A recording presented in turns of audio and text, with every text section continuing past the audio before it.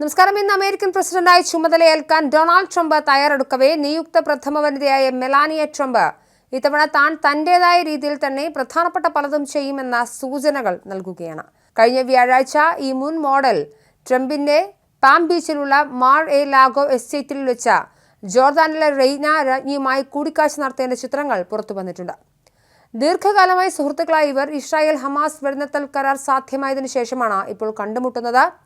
കരാർ സാധ്യമാക്കുന്നതിൽ മേഖലയിലേക്ക് ട്രംപ് നിയോഗിച്ച പ്രതിനിധിയും കാര്യമായ പങ്ക് വഹിച്ചിട്ടുണ്ട്.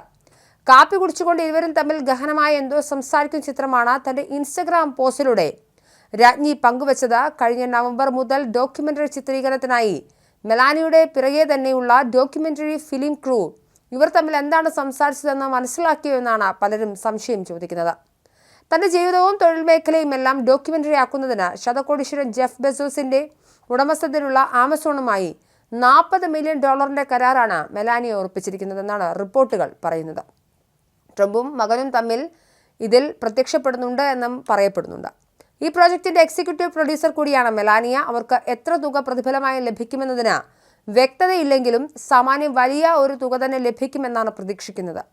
തികച്ചും വ്യത്യസ്തമായ രീതിയിലാണ് മെലാനിയയുടെ വൈറ്റ് ഹൗസിലെ രണ്ടാം ഊഴം. ആദ്യ തവണ അവർ അമേരിക്കൻ പ്രഥമ വനിത ആയപ്പോൾ വളരെ കുറവ് പൊതുപരിപാടികൾക്ക് മാത്രമേ അവർ ആതിഥേയത്വം വഹിച്ചിരുന്നുള്ളൂ. വളരെ കുറവ് അഭിമുഖങ്ങൾ മാത്രമേ നൽകിയിരുന്നുള്ളൂ. അവർ വെള്ളി വെളിച്ചത്തിൽ നിന്നും കഴിയുന്നത്ര ഒഴിഞ്ഞു നിൽക്കുകയായിരുന്നു കഴിഞ്ഞ തവണ. എന്നാൽ രണ്ടാം വരവിൽ അവർ തികച്ചും വ്യത്യസ്തയായിരിക്കുമെന്നതിൻ്റെ സൂചനകളാണ് ഇപ്പോൾ പുറത്തു വരുന്നതെല്ലാം. തൻ്റേതായൊരു നിയന്ത്രണം കാര്യങ്ങളിൽ ഉണ്ടാകണമെന്ന് അവർ കരുതുന്നുണ്ട്. മാത്രമല്ല അതിനുള്ള യോഗ്യത തനിക്കുണ്ടെന്നും അവർ വിശ്വസിക്കുന്നു. പണമാണ് അവർക്കേറെ പ്രാധാന്യമുള്ള ഒന്നെന്ന് അവരുമായി അടുത്ത ചിലർ പറയുന്നുണ്ട്. ആദ്യ തവണ വൈറ്റ് ഹൗസ് വിട്ടിറങ്ങിയ ഉടനെ അവർ ബിസിനസ്സിലേക്ക് തിരിഞ്ഞിരുന്നു. മാത്രമല്ല കഴിഞ്ഞ ഓഗസ്റ്റിൽ ട്രംപ് ഫയൽ ചെയ്ത ഒരു വെളിപ്പെടുത്തലിൽ പറയുന്നത് തൻ്റെ ഭർത്താവിനായുള്ള ഫണ്ട് റേസിംഗ് പരിപാടിയിൽ സംസാരിക്കുവാൻ മെലാനിയയ്ക്കായി £2,37,500 നൽകി എന്നാണ്. എന്നാൽ വൈറ്റ് ഹൗസിൽ മാധ്യമ ശ്രദ്ധ പിടിച്ചുപെട്ടുന്ന വേറെയും സുന്ദരികളുണ്ട്. ട്രംപിന്റെ മകൾ ഇവങ്കയും കൊച്ചുമകൾ കായിയുമാണ് ഏറെ മാധ്യമ ശ്രദ്ധ പിടിച്ചുപെട്ടുന്ന മറ്റു രണ്ടുപേർ. അധികാരമേറ്റെടുക്കുന്നതിന്റെ തലേനാളായ ഇന്നലെ സ്റ്റെർലിംഗ് വെർജീനിയയിലെ ട്രംപ് നാഷണൽ ഗോൾഫ് ക്ലബ്ബിൽ നടന്ന ആഘോഷ പരിപാടികളിൽ ഇരുവരും ശ്രദ്ധാകേന്ദ്രങ്ങളായി.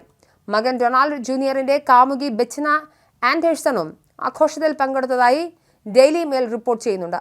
താരതമ്യേന വെള്ളി വെളിച്ചത്തിൽ നിന്നും അകന്നു നിന്നിരുന്ന ബെച്ചിന ആൻഡേഴ്സണും ജൂനിയർ ട്രംപുമായുള്ള ബന്ധം കൊണ്ടുവന്നതും ഡെയിലി മെയിലായിരുന്നു.